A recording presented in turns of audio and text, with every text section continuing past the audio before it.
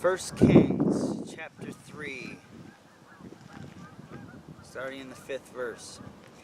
At Gibeon, the Lord appeared to Solomon during the night in a dream, and God said, "Ask for whatever you want me to give you."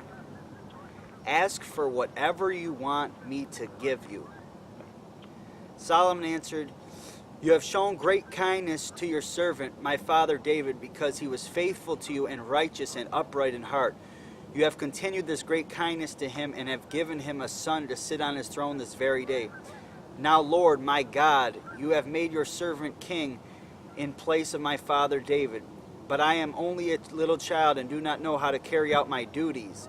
Your servant is here among the people you have chosen, a great people, too numerous to count or number. So give your servant a discerning heart to govern your people and to distinguish between right and wrong. For who is able to govern this great people of yours?"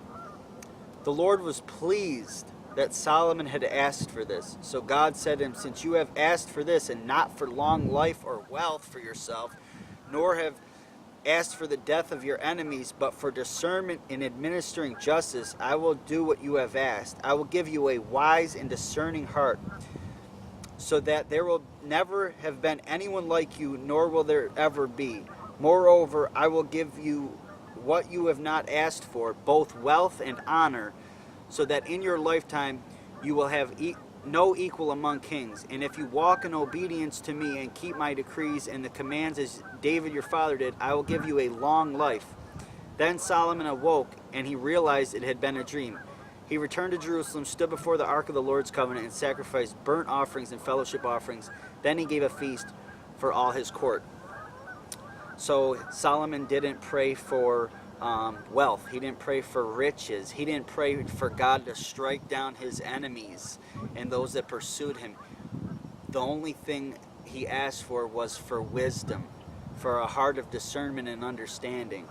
So God gave him the wisdom, and then he gave him the wealth and the honor, and Solomon was one of the richest kings of all time. In the book of James, 1st chapter,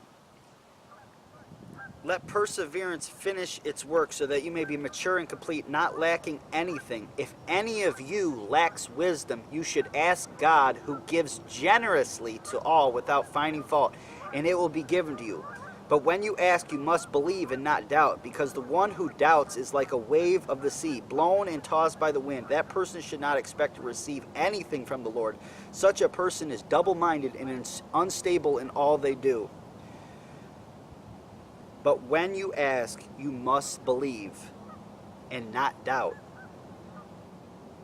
So when you ask God for wisdom, believe that he's going to give it to you. You can't doubt God when you ask him for things. The Lord wants you to have faith that he will give you what you're asking for, as long as it's the right thing. So don't ask for the riches of this world. Ask for spiritual things. Ask for wisdom. Ask for knowledge. Ask him for understanding of the word. And when you ask him of wisdom, you can't expect to just expect wisdom to just fall from heaven into your mind. You have to be willing to open this word, his word, the living word, and he will give you the understanding of all that it is saying.